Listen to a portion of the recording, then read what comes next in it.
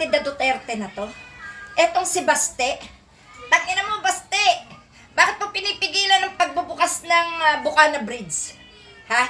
Anong sikreto niyo ng mga taga-China? Ha? Bakit mo pinipigilan? 2 taon na pala yan mahigit. No? Ha? Alam mo, yung putang inang inutang ninyong 17 bilyones na yan sa China. Yan ang kinatatakot mo eh. Anong sikreto ng Bukana Bridge? Ayaw mong pabuksan.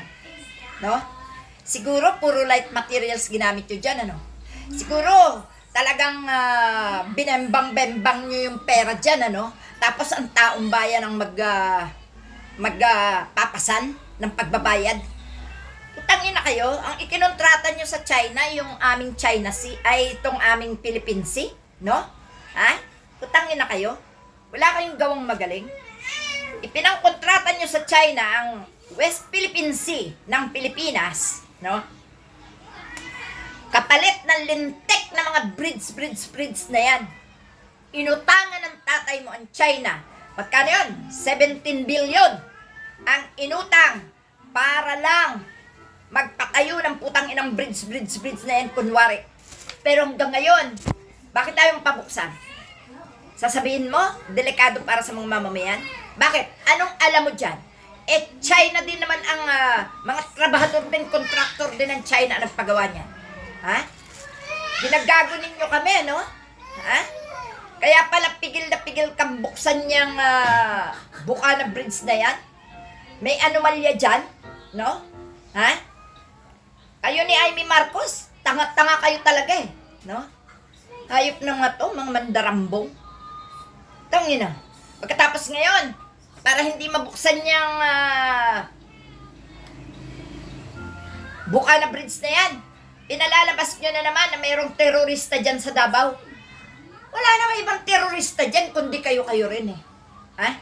Mafia, sindikato, terorista, kayo rin. Huwag na kayo mag-inarte. Dahil kapag sinabotage, yung putang inang mga terorista ninyong itinatag dyan, Marcos administration ang pagbibintangan nyo. Ha? Nakakahiya na talaga kayo? No? Ha? Yung Australian shooter na yan, ano? Yung mga pinalalabas nyo ngayon na may mga kaguluhan dyan sa Davao? Yung mga sinasabi nyong mga terorista? Tarantado ka rin, Baste. Ang galing mong mag-inarte. Manang-mana kay Sara Duterte. Ay, si Sara Duterte, sinisigaw na ni Matubato.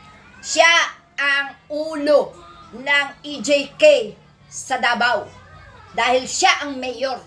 Tigil-tigilan nyo naman, putang ina yung mga Duterte kayo, mga hayop talaga kayo, putang ina kayo eh. Yang inyong mga alagad na DDS, putang ina. Talagang pinakawalan nyo na lahat eh, no? Ha? Para manggulo sa bansa. Hayop kayo. Ang ina talaga kayo mga Duterte kayo talaga mga sindikato, kayo talaga mga terorista dito sa Pilipinas, kasabwat nyo ang China, mga putang ina kayo. Ha? Ikaw, Sara Duterte, galing mo magmura, putang ina ka, dinadarag mong taong bayan ha. Ang ina mo, piliin mong dadaragin mo. Pati ikaw, Baste, pati ikaw, Pulong, ang yayabang ninyo mga putang ina kayong mga hype, kayong anak kayo ni Duterte. Tang ina mga to, puro perwisyo, utang nyo, trilyon. Ha? Utang nyo, trilyon. Sinanla nyo, Pilipinas. Putang nyo na kayo. Kami tagapagbayad, mga putang na nyo. Karapatan kong murahin kayo. Dahil ati ako, nag-aakyat ako ng malaking tax. Putang nyo na kayo. Ha? Ninanakaw nyo lang yung inyong mga alagad na senador na mga magnanakaw. Pagkatapos kayo mismo ng mga ugat ng kapahamakan ng bansa, putang ina kayo pang may ganang magpigil-pigil sa pag-open niyang bridge na kinakatanin yung hype kayo rin ang gumagawa niyang mga teroristang yan na kinakata-kata nyo, tapos pagbibintangan nyo yung administrasyon ngayon. Tang ina mga to, hayop talaga kayo.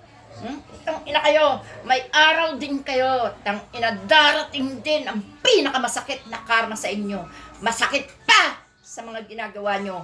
Sukdo lang malaki pa sa Pilipinas ang karmang aabutin yung mga putang ina nyo. Kasama nyo yung mga DDS na balahura, bastos. No? Ha? Mga amoy imbornal ang mga putang ina. Okay.